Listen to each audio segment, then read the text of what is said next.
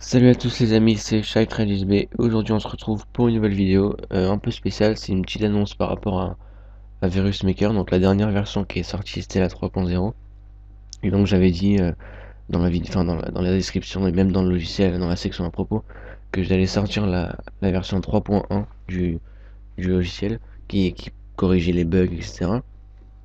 Et, euh, et donc je voulais sortir cette version, mais j'ai préféré sortir la 4.0 parce que j'ai vu que ça faisait trop de temps et je voulais pas sortir la 3.1. Enfin, je voulais pas que ça fasse trop de temps après.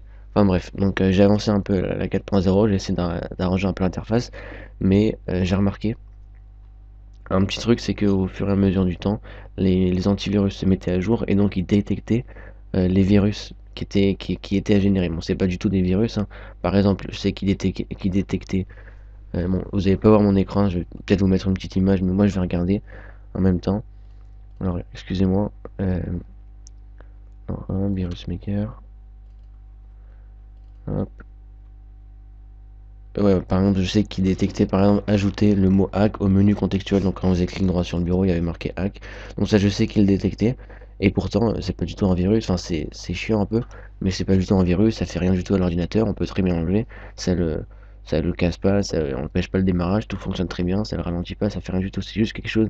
C'est des petites blagues en fait. Et donc, les antivirus se mettaient à jour et il, euh, il détectait certains virus et c'est pour ça que Virus Maker se détectait au fur et à mesure. Donc j'ai pensé à faire quelque chose d'autre. Donc c'est soit je laisse Virus Maker détectable par un antivirus, mais j'ai pas trop envie parce que je sais qu'il y en a plein, enfin il y en a déjà qui ragent dans les commentaires qui disent ouais il y a un trojan, il y a un trojan, ouais c'est pas bien, ne téléchargez pas et tout. Donc cela je leur réponds même pas. J'ai répondu une fois à quelqu'un dans la vidéo. S'ils n'ont pas le temps de regarder les commentaires pour voir si le logiciel est fiable et tout, c'est leur problème, moi je m'en fous. Et donc voilà, pour ceux qui me font confiance, bah, téléchargez-le. Pour ceux qui veulent pas, bah tant pis. Et je mettrai aussi peut-être un virus total si vraiment il y a. Si vraiment je. Enfin si vraiment je peux bref, c'est pas ça que je voulais parler aujourd'hui.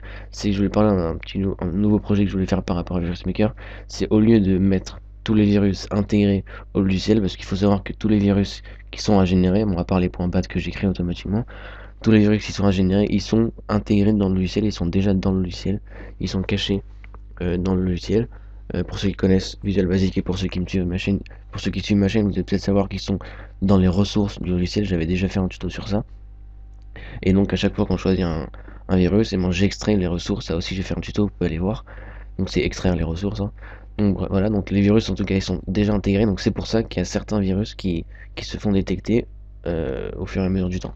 Donc ce que j'ai pensé à faire, c'est faire en sorte de stocker tous les virus sur internet, donc sur une page web, sur un serveur FTP, sur une base de données, etc. Et ensuite, une fois qu'on veut créer un virus, le logiciel télécharge le virus et le génère ensuite. Donc ça peut peut-être prendre un peu de temps pour ceux qui ont une connexion pourrie, mais les virus sont vraiment très courts. Là voilà, j'ai la page devant moi, ils sont 92 KO, 16, 16, 17, 16, 1 KO, 150, etc. Mais sinon, ils sont vraiment très courts. Donc j'ai pensé à faire ça.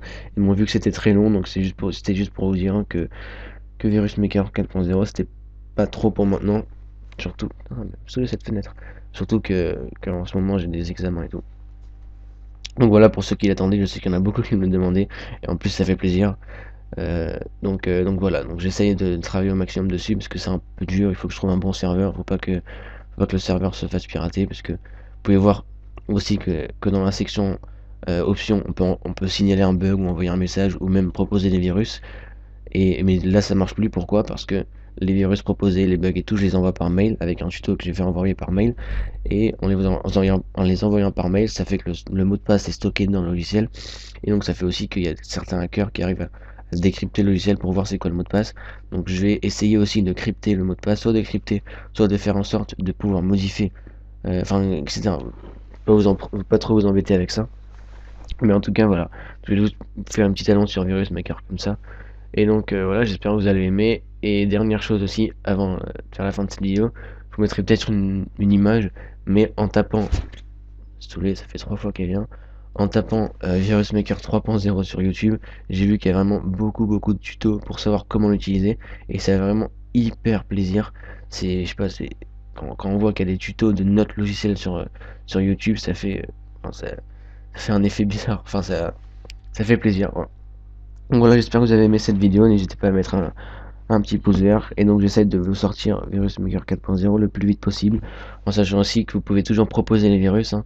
Envoyez-les-moi juste par mail YouTube, vous m'envoyez un petit lien, etc. Et j'essaierai de les mettre avec votre pseudo YouTube dans la section à propos comme je l'avais dit. Donc voilà, j'espère que vous avez aimé cette vidéo, c'était Shine Red 10B. Allez, à plus tard.